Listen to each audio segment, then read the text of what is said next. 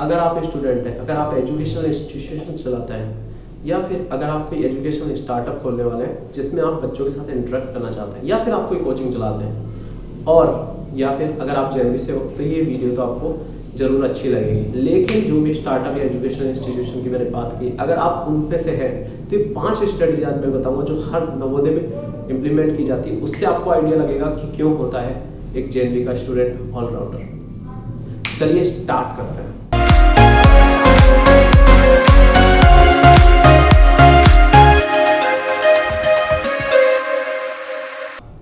Hi everyone, मैं गौरव तसीवाल, professional trainer और your companion. आज आपका आपके यूट्यूब चैनल में स्वागत करता हूं। आज हम बात करेंगे जेएनवी की, जवाहर नवोदय विद्यालय। पता है जवाहर नवोदय विद्यालय गेट पे आप जैसे एंट्री करते हो तो वहां पे लिखा हुआ था दो बहुत ही अच्छे वर्ड, ज्ञानार्थ प्रवेश एंड सेवार्थ प्रसाद। क्या लिखा होता है? ज्ञानार्थ प्रवेश सेवार्थ प्रसाद। अब क्या हर बार स्टूडेंट जाता है, देखता है तो क्या होता है, बार बार उसके माइंड में आता है कि ज्ञान के लिए प्रवेश करना है, सेवा के लिए प्रस्थान करना है।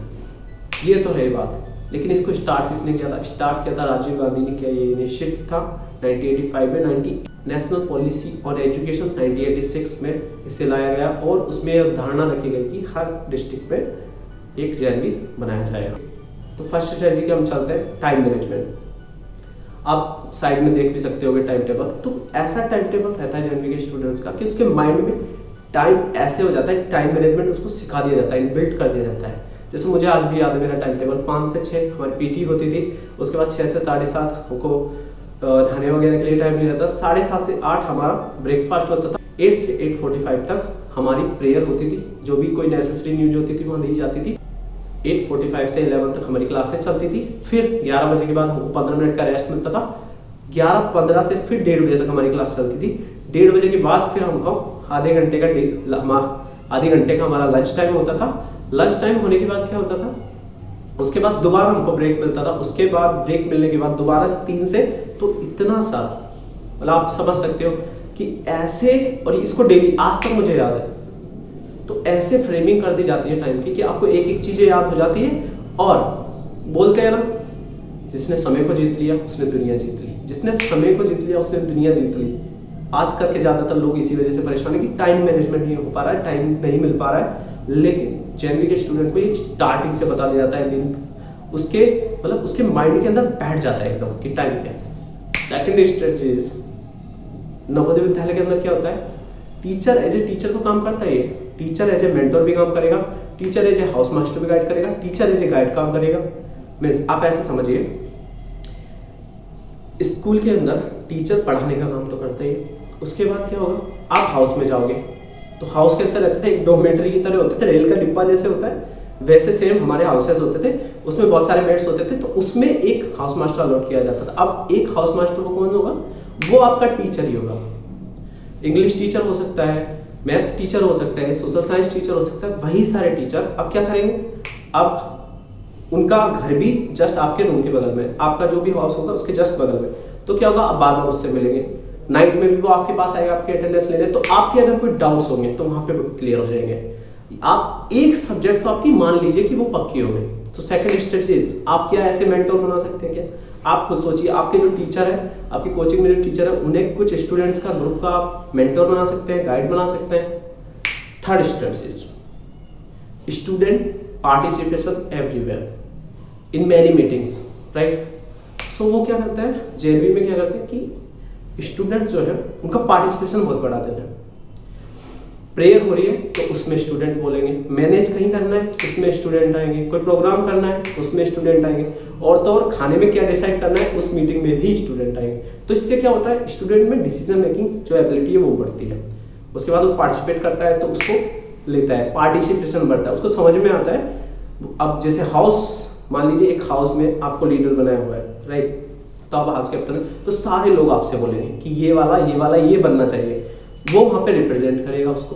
तो ऐसे लीडरशिप एबिलिटी उसमें ऑटोमेटिक आ जाती है। तो ये सारी चीजें। उसके बाद हम चलते हैं चौथी स्ट्रेटजी पे। चौथी स्ट्रेटजी क्या है भाई? चौथी स्ट्रेटजी है एजुकेशनल एनवायरनमेंट। अब ये क्या होता है, ये ऐसे समझते हैं, आप अगर अपने घर पे हो तो आप घर पे किस किस से इंटरेक्ट कर रहे हो। लाइक आप किसी से इंटरेक्ट करोगे, एक बच्चा जो ड्रॉप आउट कर दिया उससे भी इंटरेक्ट करोगे, आपके घर पे कोई काम कर रहा है उससे भी इंटरेक्ट करोगे या किसी से भी आप इंटरेक्ट करोगे। लेकिन जेएनवी में क्या है, आप पढ़ रहे हो वो स्टूडेंट है, आप जिसके साथ रह रहे हो वो भी स्टूडेंट है, आप जिसके साथ रोड पे जाते हो, अब मान लीजिए एकेडमिक से आप हॉस्टल में जा रहे हो, वहां से जाने में रास्ता आता है, तो रास्ते मान लीजिए रास्ता आपके 200 मीटर 300 मीटर का रास्ता है, लेकिन फिर भी आपकी जैसे क्लास हुई आप जा रहे हो तो बात क्या कर रहे हो, इस टॉपिक में ये समझ में नहीं आया, इसमें ये समझ में नहीं आया था, ये वाला कंफ्यूजन मेरा है, ये ऐसे हो सकता है, तो वो सारा एजुकेशनल माहौल बनता है। नाइट में भी आप सो रहे हो तो आप ज्योग्राफी की बात करो, आप हिस्ट्री की बात करो, आप इकोनॉमिक्स की बात करो, आप मैथ की बात करो, आप केमिस्ट्री, तो वो एजुकेशनल एनवायरनमेंट ऐसा मिलता है कि सुबह भी पढ़ाई शाम को भी पढ़ाई, आपके दिमाग को इतना ट्रेन कर दिया जाता है कि आपकी जो भी सब्जेक्ट्स होती है उसमें आप कम से कम मिड लेवल के नंबर्स तो ले आते हैं, और नंबर्स में नहीं, आपके पास वो क्वालिटी आ जाती है कि इस चीज में ये आएगा, और लॉजिकल फैक्ट्स आपको पता लगता है। पहली चीज आपका मान लीजिए जैसे सपोज आपकी क्लास में कुछ ऐसा पढ़ाया जा रहा है जो 10 साल पहले, तो स्टूडेंट उसको भी क्रिटिसाइज करता है कि ये 10 साल पहले का है, अभी अपडेटेड हो जाता है, तो उससे आपकी एबिलिटी बढ़ती है, आपकी इंटेलिजेंस भी बढ़ती है और आप चीजों को देख पाते हो इस तरीके से। 5वीं स्ट्रेटजीज सबसे इंपॉर्टेंट है connectivity and networking, benefits of connectivity and networking. अब कनेक्टिविटी क्या होता है, आपने LIC का वो सुना होगा, बड़ा फेमस है, जिंदगी के साथ भी जिंदगी के बाद भी, बिल्कुल जेएनवी में ऐसा ही होता है, स्कूल के साथ भी और स्कूल के बाद भी।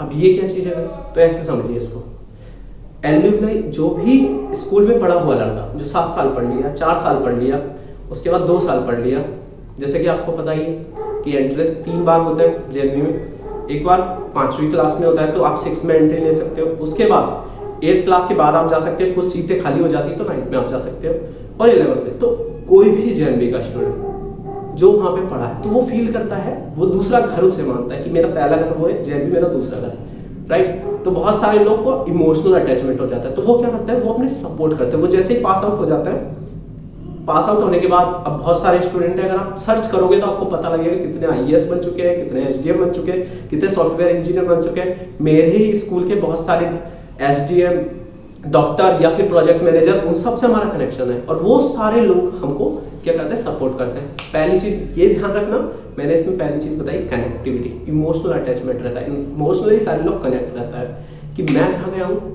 मेरे जूनियर मुझसे आगे रहे, मैं जहाँ गया हूँ मेरे जूनियर मुझसे आगे रहे, तो ये चीज कनेक्टिविटी देन नेटवर्किंग। अभी आप देखोगे तो बहुत सारे ग्रुप्स भी बने हुए हैं जेएनवी के, व्हाट्सएप पे बने हुए हैं, उसके बाद फेसबुक पर बना हुआ है जेएनवी, आप ग्रुप सर्च करोगे JNV the network of hearts, बहुत सारे लोग जुड़े हुए उसमें। अब एल्यूमनाई के बेनिफिट मैं आपको क्या बताऊँ, वो तो आप खुद ही समझ सकते हैं, लेकिन आप इतना समझिए JNV the network of hearts या फिर जेएनवी का कोई भी ग्रुप हो, उसमें सारे देश के लोग हैं।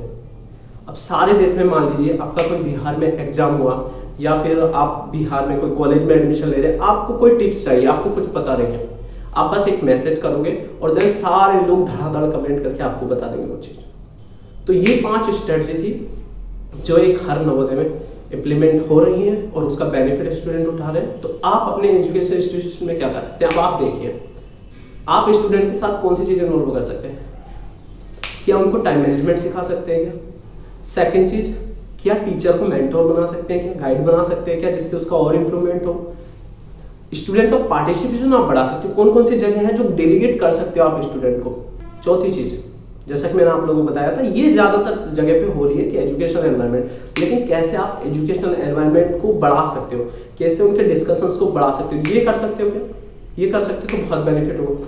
5वां, क्या किसी तरह की नेटवर्किंग आप बना सकते हो क्या। बहुत सारे लोग वैसे आजकल कोचिंग वगैरह भी बनने लगी है कि वो सारे नेटवर्किंग बना रहे हैं, नेटवर्किंग पे बड़ा काम कर रहे हैं ताकि बाद में आने वाले लोग भी काम कर पाए। अगर आप छोटे स्तर पे तब भी आप कर सकते हो, तो क्या आप ये भी कर सकते हो, तो ये करिए। और अगर आपको ये वीडियो अच्छा लगा हो, या कोई भी स्ट्रेटजी लगी हो, या फिर कोई भी लोग जो अपने सोच रहे हैं कि हम क्या करें, नया क्या करें, तो आप इन 5 चीजों को, आप इस वीडियो को शेयर कर सकते हैं। अगर आप वीडियो भी शेयर नहीं करना चाहते तो मत करिए, एटलीस्ट ये 5 चीजें किसी को भी बता दीजिए, जिससे क्या होगा, अगर वो कोई आइडिया ढूंढ रहा है इंप्लीमेंट करने के लिए अपने स्कूल में, अपने कॉलेज में, तो डेफिनेटली वो इनमें से कोई आइडिया इंप्लीमेंट कर पाएगा।